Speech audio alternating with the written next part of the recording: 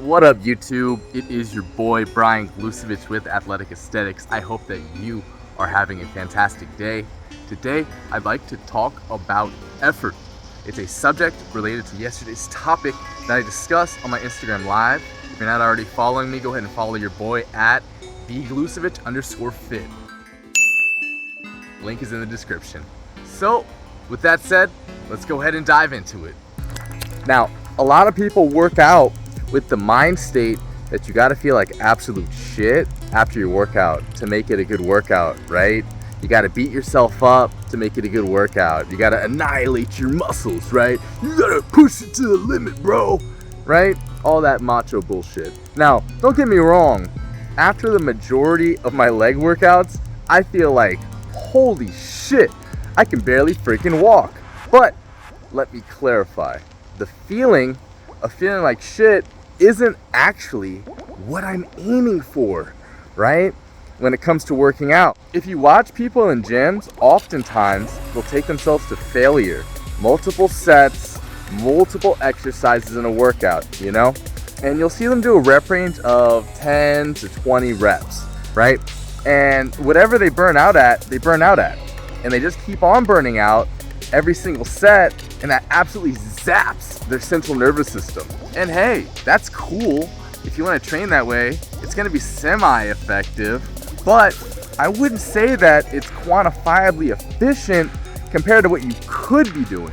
My philosophy is all about progress, right? It's all about progress. And whether, you do burnout sets, drop sets, failure sets, or working past failure with a spotter, it's cool and all. The main focus is obviously going to be on overall progress. Yesterday, I hit a new PR on my front squat. It was just a 5-pound PR. I did the same thing with 185 pounds yesterday. I did 225. And today, I'm gonna do the exact same thing on the incline bench press. You see, guys, it's all about these PRs. These small victories for yourself and your lifts, all about the progress that you incrementally make along the way. If you progress at least 90% of the time, you'll be doing great. You don't have to make progress 100% of the time. Guys, in fact, no one does this consistently. So, why do I say this? Well, some days your body just can't lift as much weight because it's too taxed and under recovered. And you're gonna have days where you walk into the gym and you're gonna wanna squat 400 pounds, say for one rep if you're like a powerlifter or whatever, right? But your body's max that day is realistically only 380, So different days, your body will be ready to lift different amounts of weight. And that's just the way it is. And that's just the way it is based on many different factors. And as long as you're making progress the majority of time, and you're able to measure that progress, I think you're gonna be doing fine, all right? Now, let's get into the gym. The incline bench press is my first exercise today. I'm gonna be going for a new PR, guys. That's 5 sets of 8 reps, and I believe at 155 or 165 pounds. So without further ado, let's dive into it. Hey, what's happening, guys? Commentary here. I'm actually going to answer your questions that I got through Instagram today. But first, I'm going to give a little commentary on what I'm hitting here. So I am hitting 145 pounds, doing 5 sets of 8 reps. The bar actually weighs 55 pounds at my current gym, hence the 10-pound difference. Last push workout, I did the same number of sets and reps, but with a lighter weight of about 135 pounds for 5 reps. So, as long as I'm making these jumps, these small incremental 5-pound jumps, whether it's every workout or every other workout, that is progress to me. So on this one, I like how I hit these sets and reps, but maybe a little bit more hip drive than how I'd like. So I'm gonna try to go for another workout, the same amount of volume, same amount of weight, but I'm gonna try to control the reps a little bit better and have a little bit less hip drive. One thing that I am proud of is you don't see me doing assisted reps, assisted sets, and you don't see me going past failure. And I actually managed to keep my ass on the bench the whole time. Even though there's slight bit of hip drive, my ass is actually on the bench the entire time. So people ask why I don't do forced reps, why I don't go past failure, and why I don't have a spotter step on the damn incline bench and help me squeeze out like 3, 4, or even 5 more reps. Well, one of the main reasons is it'll actually hinder my performance in the gym right then and there. You know, I might be able to hit 10 reps on my own and then obviously as many assisted reps as I wanted to, right? It all depends on the strength of my spotters, biceps, and traps. But I might only be able to hit 10 reps on my own with a few assisted reps. Damn sure I wouldn't be able to hit 10 reps again. That's the thing with forced reps, guys. You usually aren't as strong on the second set after working beyond failure on the first set. So I might hit 10 reps with a few assisted ones on the first one, and I might only hit, 6 or 7 full reps of the same way on the second set and on the third set. If I keep on working past failure, it's just going to decrease exponentially. And if you do the math, I would hit a much lower overall volume. If I hit 10, 8, 6, 4, and then maybe another set of 4, compared to just simply 5 sets of 8, which comes out to 40 perfect reps of 145 pounds. So you do the math and you find out that you actually hit lower volume. Therefore, you're probably creating a lesser stimulus in terms of volume compared to if you just do a full straight set without working past failure. The other reason is outside of the gym.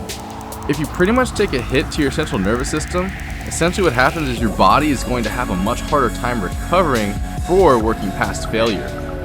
And the last reason is it's really hard to quantify forced reps, on a piece of paper or on your phone in an app. When you record your weight, what are you gonna write down? 10 reps plus 2/4 of a rep, 3/5 of a rep. You can't quantify how much weight your spotter's helping you lift. You know what I'm saying, guys?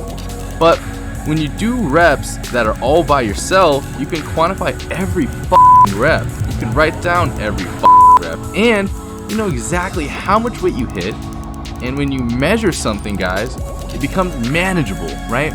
When you measure something, it becomes manageable. Here with the 70-pound dumbbells for my decline bench. Unfortunately, my gym only goes to the 70s, and I'm getting a bit too strong for this motherfucker. So I might have to switch facilities accordingly or start getting creative. Here I hit a set of 12, another set of 12, and then a set of 10. And on none of these sets did I hit failure, guys. The reason I stopped was because I didn't want to hit failure.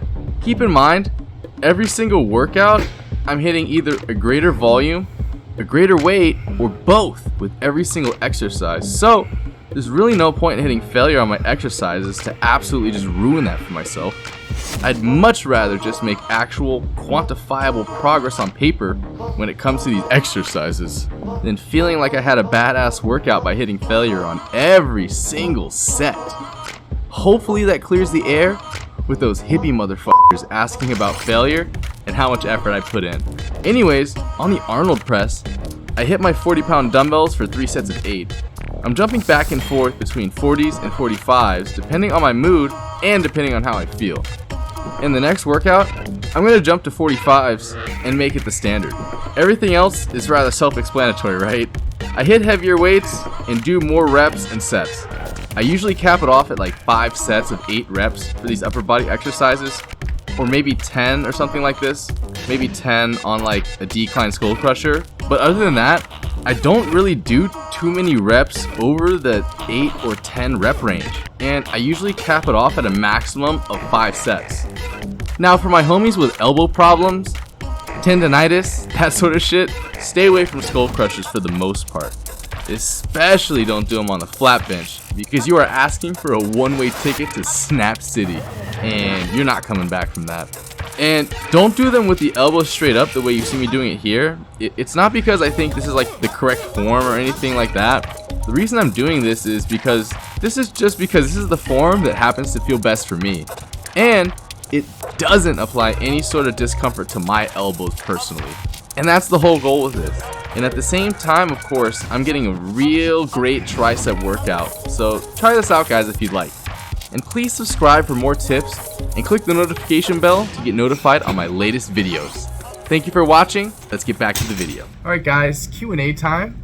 Quick question for my jiu-jitsu brother in San Francisco named Denny.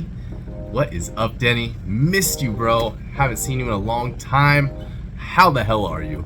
It's actually good that you messaged me. He actually went from 225 pounds, guys, down to 162 pounds. He started cutting from last summer, and now he's 162 pounds. So he's lost a good 60 pounds of weight. Right now, he happens to be around 18% body fat, and he's comfortable with his weight, how he looks, and it sounds like he wants to get on track on getting some muscle gains. And he's wondering if it's okay if you just stay on maintenance calories and build muscle off that. He's wondering exactly what he should do and wants to add more calories. He said because he's afraid his belly is going to be bigger. Alright, so first of all, Denny, there's a few different options here. 18% body fat, believe it or not, is actually within the healthy limits for men, you know? I'd say anywhere between 10 and 20 is like a healthy, comfortable level. I usually aim for keeping myself somewhere between 10 and 15 max, especially in the off season. I found that if you go past 15, your body goes into this weird state where it can no longer burn fat or build muscle. All it really seems to do is put on fat. So I highly advise against going over 15% body fat. So like I said, right now, I'm probably about 13, and if I was like above 15, again, I would do a mini cut. But since you're around 18% body fat, you can decide whether you would like to bulk up, take it down to maybe 15% body fat, 14 or 13, or hell, even 12% body fat. But like you said, if you're comfortable with how you look, how you feel, right, then go ahead and put yourself on a mini bulk. Basically, the thing to do is, of course, you know, guesstimate or find out exactly how many calories put you at a maintenance, right?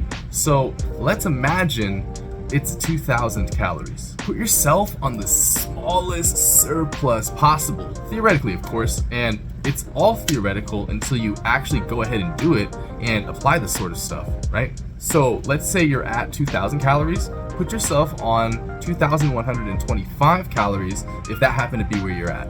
That said, a nice little surplus like that will actually have you gaining weight at an incredibly slow rate. I usually recommend a maximum of 1 to 2 pounds per month as a goal, a theoretical goal to aim for.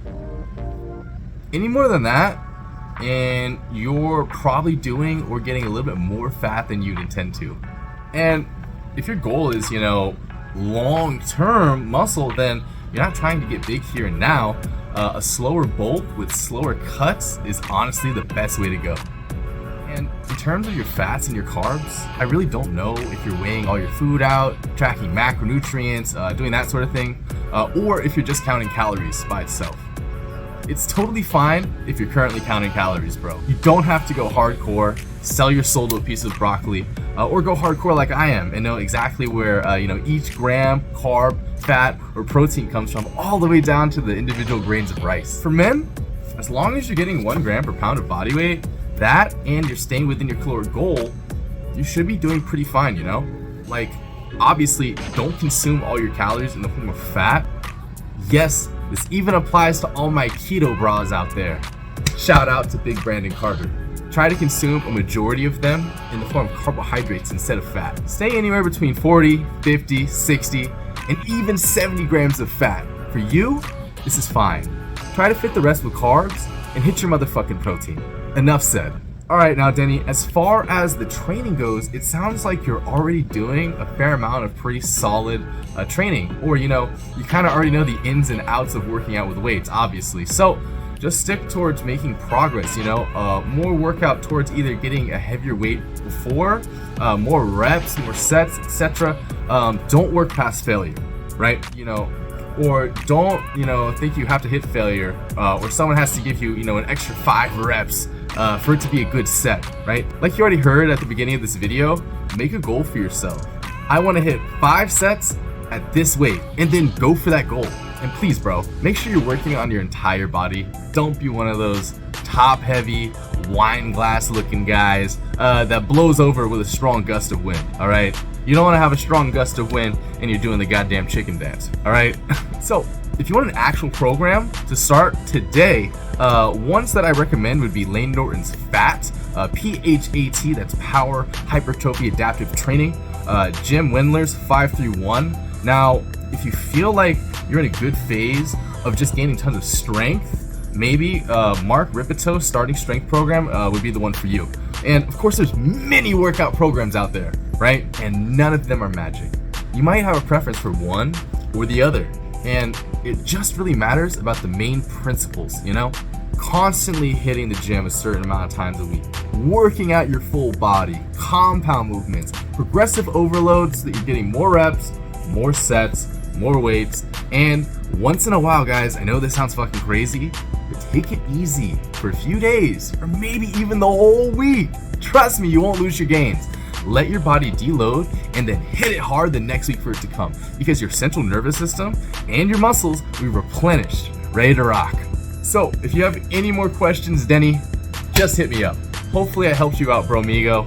Until next time, don't forget to like and subscribe. And if you found this video helpful or to be some sort of value, then please turn on the notification bell for future videos. Until next time, Athletic Aesthetics fam, this is your boy Brian, and I'm tuning out.